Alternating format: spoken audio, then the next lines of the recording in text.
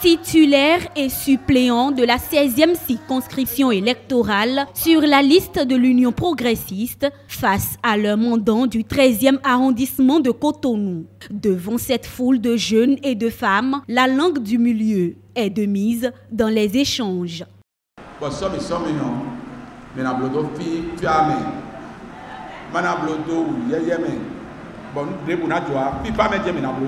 Il s'agit pour ces défenseurs du parti du Baobab de présenter non seulement les candidats des prochaines législatives aux militants à la base, mais aussi de répondre aux préoccupations de ceux-ci.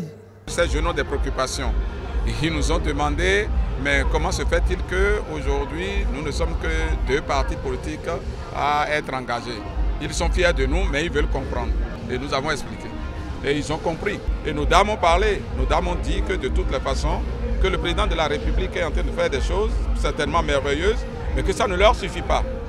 Les dames ont dit que quand elles seront au Parlement, que leur credo sera quand même d'insister, de faire tout le plaidoyer et si possible toute la pression possible sur le président en exercice pour que les questions au niveau du social, qui sont les questions au niveau de l'assurance maladie pour tous, les questions du microcrédit et les questions donc de l'émancipation des femmes en général et de la promotion des jeunes, que ce sera leur credo et qu'ils feront les lois, les pressions, les plaidoyers nécessaires pour que cette satisfaction soit donnée aux populations. La 16e circonscription électorale est composée des arrondissements 7 au 13e de Cotonou.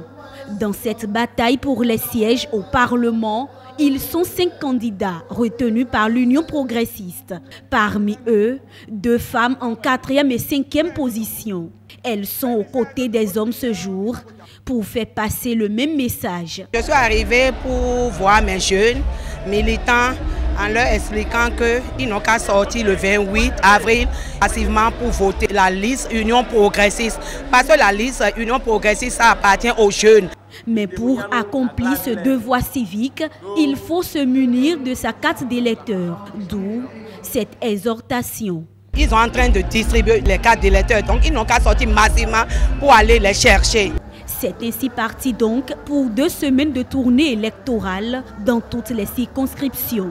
Une bataille à qui sait le mieux vendre ses idéaux et convaincre le plus grand nombre d'électeurs.